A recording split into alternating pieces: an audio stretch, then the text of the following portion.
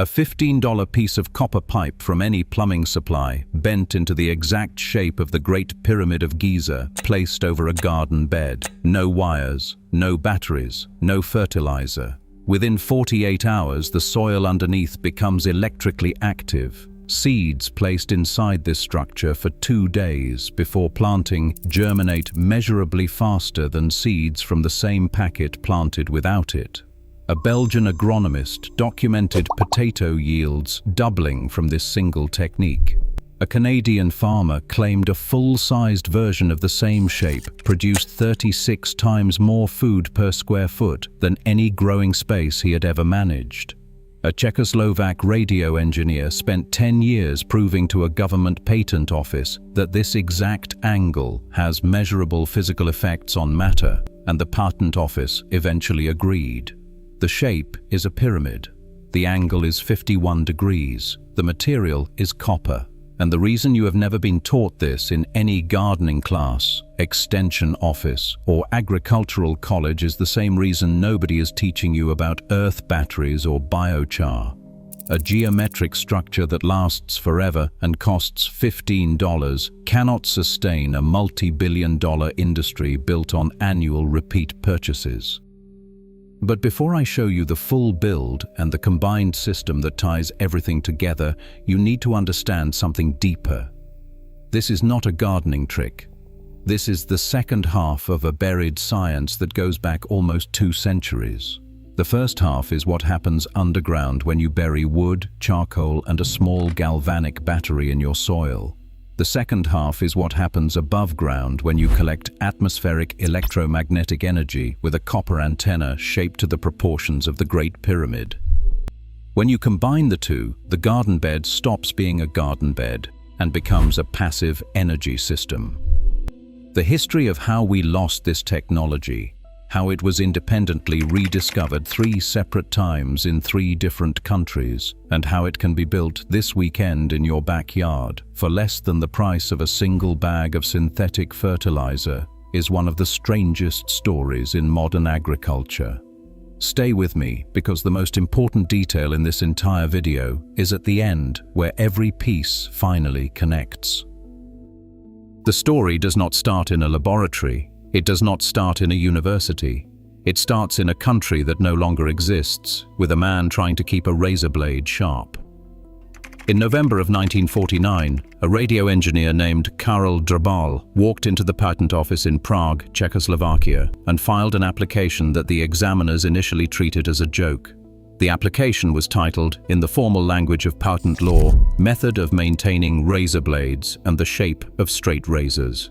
The device Drbal was patenting was a small cardboard model of the Great Pyramid of Giza, 8 centimeters tall, 12.5 centimeters at the base. The walls sloped at the exact angle of the Cheops Pyramid in Egypt. His claim, written into the patent application itself, was that a used razor blade placed inside this cardboard pyramid at 1/3 of its internal height, with the blade aligned along an east-west axis and the pyramid itself oriented so that its sides faced the 4 cardinal directions, would not require any sharpening at all. The pyramid would maintain the edge, no electricity, no mechanical sharpening, no chemical treatment, just geometry, orientation, and the Earth's magnetic field. The patent examiners told Drbal to leave. He refused. The chief examiner, a metallurgical engineer named Vresian, eventually took the case as a personal challenge. He took home a prototype. He tested it himself on his own face for a full decade. Drbal kept meticulous records. 16 Czech razor blades from a single trademark called Ducat Zlato were tested across the period. Those 16 blades completed 1,778 shaves. The average was 111 shaves per blade. The lowest number recorded was 51. The highest was 200. The same brand of razor blade, used by the same testers without the pyramid, typically lasted around 5 shaves. After 10 years of patient experimentation and personal verification by the chief patent examiner, the Czechoslovak Republic Office for Patents and Inventions issued patent file number 91304. The grant date was August 15, 1959. The patent is still on file. You can read the original document online today. Anyone can verify it. Now, here is the detail almost nobody talks about. Drbal's patent does not actually claim that pyramids are special. He wrote in the patent itself that the pyramid shape was simply the most effective geometry he had tested, and that other geometric proportions might produce similar regenerative effects. He was not selling mysticism. He was claiming, with the support of a metallurgical engineer who tested the device for 10 years, that specific geometric ratios interact with the Earth's electromagnetic field in measurable, repeatable ways. The pyramid was just the shape that worked best in his experiments, and the one feature that made it work was the angle, 51 degrees and 52 minutes. The exact slope of the casing stones that once covered the Great Pyramid of Giza. Here is the shareable detail that will stop you in your tracks once you understand it. When a four-dimensional pyramid is built at that precise slope, two things happen at the same time, and no other geometric shape in three-dimensional space does this. First, the perimeter of the base divided by twice the height equals pi 3.14159, the same pi in your high school math class, the ratio of a circle's circumference to its diameter. Second, the slant height of each triangular face divided by half the base length equals phi 1.618. The golden ratio. A single physical structure encodes the two most fundamental mathematical constants in nature simultaneously to multiple decimal places of precision. The probability of this happening by accident has been calculated at roughly 1 in 500. Either the builders of Giza understood both numbers 4,000 years before either was formally documented in Western mathematics, or they stumbled onto a proportion so finely tuned that it matches the mathematical fabric of physical reality itself. Think about what that means for a moment. The golden ratio, that single number 1.618, is not just an interesting mathematical curiosity. It is the most recurring proportion in biological life on Earth. It governs the spiral of a nautilus shell. It governs the arrangement of seeds in the head of a sunflower. It governs the branching pattern of trees, the proportions of the human skeleton, the curl of an ocean wave, the structure of pine cones, and the geometry of the DNA double helix itself. A pyramid built to the Cheops angle is not built to a random proportion. It is built to the exact ratio that living organisms already use to organize themselves. The geometry of the pyramid speaks the same mathematical language as the biology underneath it. That is not mysticism. That is measurable geometry. It is documented in any high school mathematics textbook, and it is the foundation of every claim that follows in this video. But Karel Drbal was working with a cardboard model the size of a tissue box. What happens when this same shape is scaled up to the size of a garden bed, or a greenhouse, or a barn? And what happens when it is built not from cardboard, but from the second most electrically conductive metal on Earth? A Canadian farmer in the early 1970s decided to find out. His name was Les Brown. He was an experienced farmer who had been growing food professionally for decades. On his property in Canada, Brown built a full-sized wooden pyramid, not a model, a working structure. 16 feet on each side at the base, 11 feet high at the apex. The wall angle was set carefully to 51 degrees to match the Great Pyramid in Egypt. He covered 3 of the 4 walls with clear plastic panels and used the north-facing wall for insulation. Then he started growing food inside. What Brown documented over the next several years he later published in a book, and I need to be transparent with you about this part, because credibility matters. None of Brown's work appeared in peer-reviewed agricultural journals. His specific yield numbers cannot be independently verified through scientific records. But the observations he documented for himself were extraordinary. He reported cucumber plants growing several inches in a single night.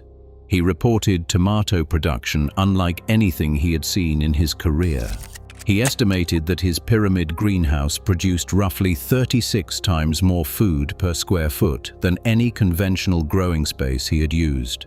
And those are just the yield claims. He reported other effects that became even harder to explain. Water placed inside the pyramid for several days, then used to irrigate plants growing outside the structure, produced visibly better growth than untreated water from the same source.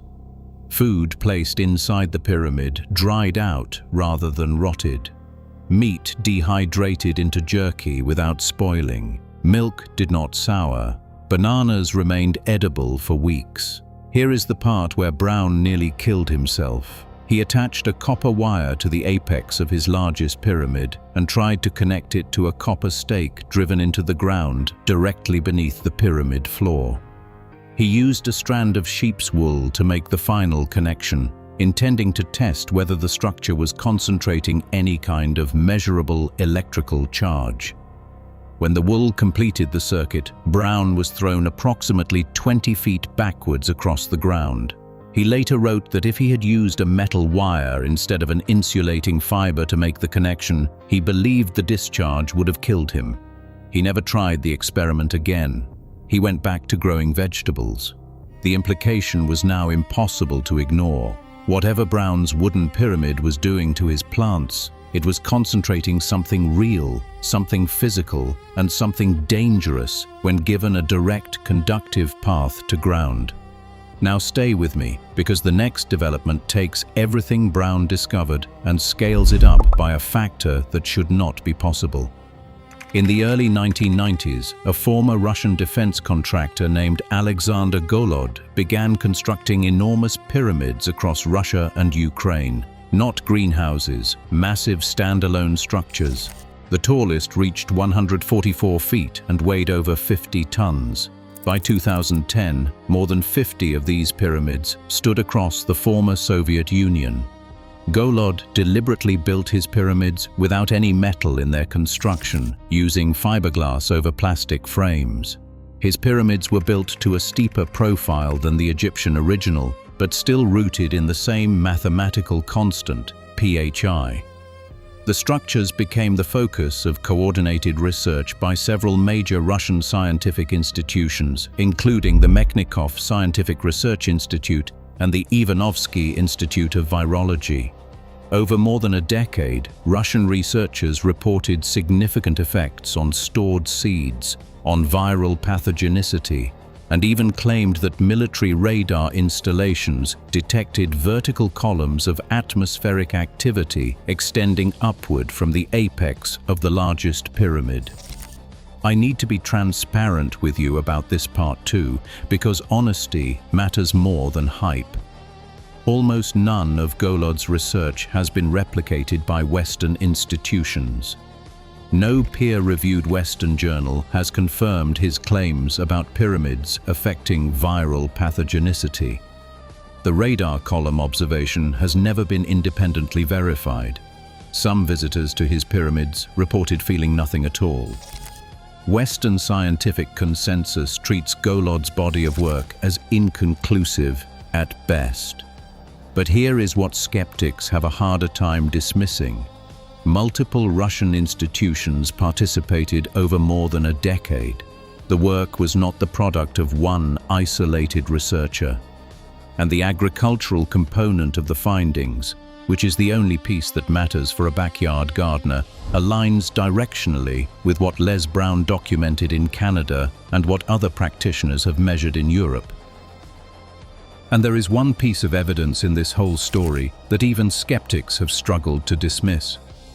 In 2001, a Russian scientist named A.A. Narimanov, working at the Institute of Theoretical and Experimental Biophysics of the Russian Academy of Sciences, published a paper in the peer-reviewed journal Biophysics. The paper is indexed in the United States National Library of Medicine's PubMed database under identification number 11,605,404. You can pull up the abstract right now in another tab. The study examined the effects of a model pyramid built to Egyptian proportions on plants, water, and inorganic solids. 3 findings were reported. First, dry barley seeds held inside the pyramid before planting showed stimulated growth compared to control seeds from the same batch. Second, the pH of water held inside the pyramid measurably shifted away from the untreated baseline. Third, and this is the finding that should stop every skeptic in their tracks, the rate at which a hydrogen peroxide solution decomposed inside the pyramid increased by a factor of 3. A chemical reaction running 3 times faster inside a geometric cavity with no power source, no heat source, no chemical catalyst, and no human intervention. That is not folklore. That is a peer-reviewed measurement indexed in the largest biomedical database on the planet. We do not have a complete explanation for the mechanism, but we have a published measurement that says something is happening. So who is actually running this in a real garden today? The most serious modern practitioner is a Belgian agronomist named Yannick Van Doorne. He has formal training in agriculture and biotechnology. He has spent over 15 years researching what is now widely known as electroculture, the application of geometric and electromagnetic principles to soil and plant growth. Among the many techniques he has tested, copper pyramids hold a central place. In 2011, Van Doorne ran an experiment as simple as it was striking. He placed seed potatoes from a single batch under a copper pyramid for 48 hours before planting. He then planted those treated potatoes alongside untreated controls from the same batch, in the same soil, with the same water, the same sunlight, and the same growing conditions. The pyramid-treated plants produced double the growth and double the yield of the untreated ones, not 5% more, not 30% more. Double. Van Doorne now teaches workshops across Europe in which he builds copper pyramids from standard plumbing pipe and walks participants through the construction. The international electroculture community that has built on his work consistently reports similar results across tomatoes, peppers, herbs, leafy greens, and root vegetables. But here is the shareable detail that finally explains why copper specifically matters. Copper has an electrical conductivity of approximately 59 million Siemens per meter. The only common metal with higher conductivity is silver, which is significantly more expensive. Copper is also paramagnetic, weakly attracted to magnetic fields and capable of amplifying them locally. This combination of properties is exactly why copper is the metal used in virtually every electromagnetic coil, transformer, and antenna ever manufactured. When copper is shaped into a 3-dimensional structure tuned to the golden ratio and the angle of the Great Pyramid, what you have built is, at minimum, a passive antenna. The 4 triangular faces act as receiving surfaces. The apex acts as a focal point. The interior becomes a resonant cavity where electromagnetic waves can constructively interfere. It is not a garden ornament. It is an electromagnetic concentrator placed directly over a biological system that responds measurably to electrical fields. That is not mysticism. That is the same physics every radio antenna in your phone uses to receive signals. So why is none of this taught in agricultural colleges or extension offices? The answer follows the same pattern as every other buried soil technology. In the same decade that Les Brown was growing food under his Canadian pyramid, United States fertilizer consumption climbed from 2 million tons in the late 1940s to over 24 million tons by 1981, a 12-fold increase in one generation. A permanent geometric structure that costs $15 and never needs to be replaced generates exactly 0 ongoing revenue. A bag of synthetic fertilizer that runs out every spring generates revenue forever. The British Electroculture Committee, established under the Ministry of Agriculture in 1918, ran 2 decades of field trials and ultimately concluded their results were inconsistent. The work was not banned, it was made commercially irrelevant by the rising tide of synthetic chemistry. Academic citations for electroculture research collapsed by over 90% across the same period that fertilizer industry revenue smashed records year after year. No conspiracy memo was needed. The market simply rewarded the consumable product over the permanent one. And 8 decades later, here we are, with millions of gardeners spending $40 a bag on something a geometric structure can supplement for free. Now we get to the part you actually came here for, the build. 3 applications, from beginner to advanced. Each one works on its own. Stack all 3 and you get something none of them can produce separately. Application 1 is the simplest possible version, the seed energizer. You will need standard half-inch type M copper pipe from any plumbing supply store. 4 pieces for the base and 4 pieces for the edges. You will need 4 90-degree copper elbow fittings for the base corners and either soldered joints or a 4-way copper cross-fitting at the apex. The critical proportion that separates a working device from a decoration is this. The edge length equals the base length multiplied by 0.952. Memorize that number. For a 1-foot base, the edges are 11.5 inches. For a 2-foot base, 23 inches. Cut the pipe with a standard pipe cutter. Assemble the square base using the elbow fittings. Then run the 4 edges from each corner of the base up to the apex. Use lead-free solder for the joints, or use copper compression fittings if you do not want to solder. Either way, every component must be copper. No iron, no steel, no galvanized fittings. Iron in contact with copper creates galvanic corrosion that destroys the electrical properties of the device. Total cost for a 1-foot seed energizer at any hardware store runs under $15. Now the step almost every beginner skips, and the step that every serious practitioner from Drbal forward has insisted is non-negotiable. Orientation. The pyramid must be aligned so that one flat side faces true geographic north, not magnetic north. The difference between the two is called magnetic declination, and it varies by location. Any free online declination calculator will give you the correction for your specific area within seconds. Without correct alignment, the pyramid sits inert. With correct alignment, the geometry begins interacting with the Earth's electromagnetic field in the way Drbal's patent describes. Place your seeds inside the pyramid on a non-metallic platform, such as a wooden block, a ceramic tile, or a piece of cardboard, at roughly 1/3 of the total pyramid height from the base. That position corresponds to the King's Chamber in the Great Pyramid and is where every practitioner since Drbal has documented the strongest effects. Leave the seeds inside for 2 to 3 days before planting. That is all. Plant them normally afterward and run a side-by-side comparison with untreated seeds from the same packet. Application 2 is the same concept, scaled up over a full garden bed.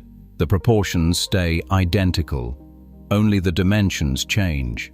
For a standard 4-foot wide raised bed, the base is 4 feet per side and the edges are 45.5 inches. Use 3/4 inch or 1 inch copper pipe at this scale for structural rigidity. The base sits directly on or around the existing raised bed.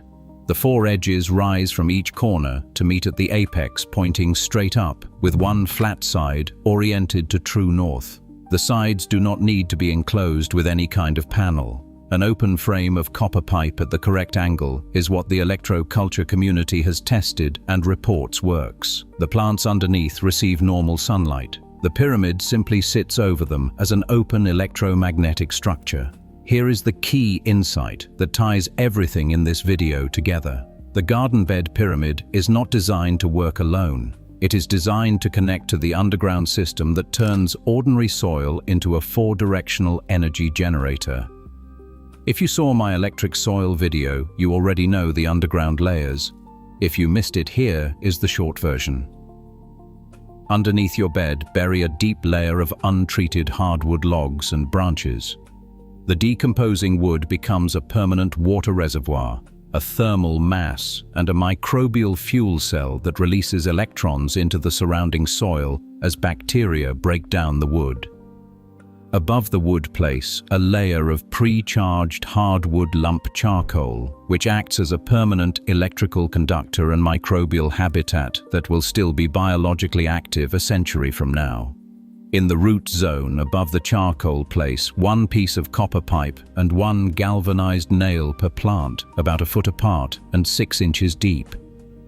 The pair forms a tiny galvanic battery generating between 0.5 volt and 1 volt of steady current, mobilizing nutrients and stimulating root growth through a documented biological response called electrotropism.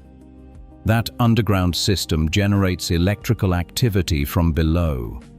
The copper pyramid sitting directly above it collects atmospheric electromagnetic energy from the surrounding sky and focuses it downward through the apex into the same soil. What you have built when you combine both halves is no longer a garden bed. It is a four-directional passive energy system. Charge from above, charge from below, galvanic current in the root zone, permanent biological conductivity threading through every layer. The buried charcoal acts as the wire that connects the pyramid's atmospheric charge to the underground galvanic and microbial currents. The pyramid makes the charcoal work harder. The charcoal makes the pyramid reach deeper into the root zone. Remove either piece and the system still functions on its own. Combine them and the effect compounds. If you actually build this, document your results properly, because this is how backyard observation becomes data that the scientific community can no longer ignore. Buy a basic refractometer online for about $20. Use it every 2 weeks to measure the dissolved sugars and minerals in your plant leaves expressed in units called Brix.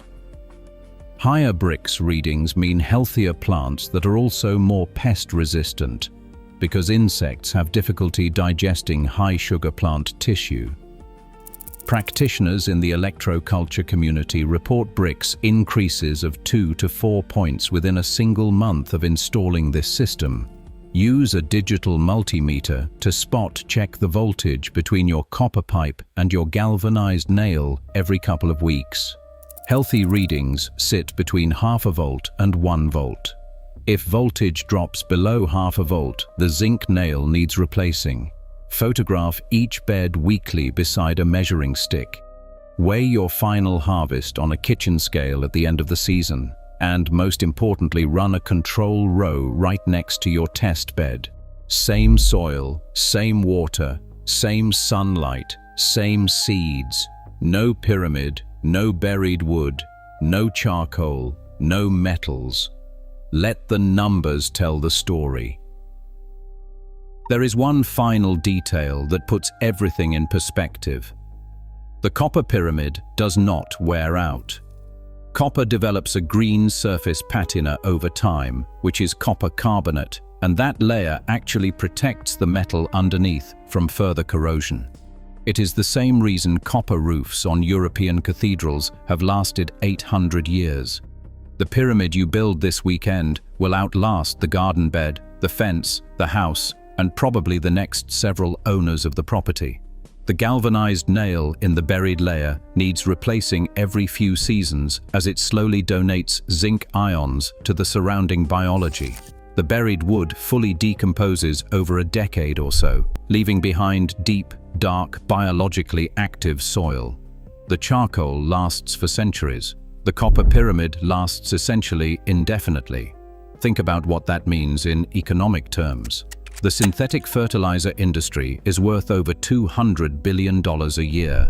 Every single dollar of that revenue depends on customers coming back next spring with their wallets open.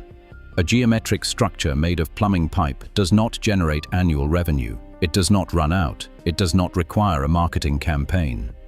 The reason this is not taught in extension offices, agricultural colleges, or any garden center on earth is not that the math is fake, not that the patent is fabricated, and not that the peer-reviewed Russian study is invented. The reason is structural. Anything that lasts forever, costs $15, and reduces your need for the bag of fertilizer on the next shelf cannot be sustained by a billion-dollar industry built on annual depletion.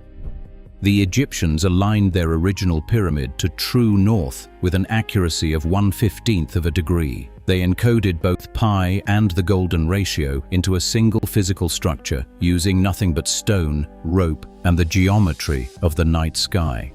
The same proportions can be replicated by anyone in any backyard for less than the cost of a single bag of synthetic fertilizer. The patent is real. The math is verifiable. The peer-reviewed Russian study is indexed on PubMed.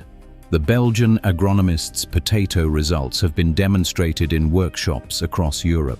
The only variable left in the experiment is whether you bend the copper this weekend or scroll past this video and forget you ever saw it. The ground does not care about your skepticism.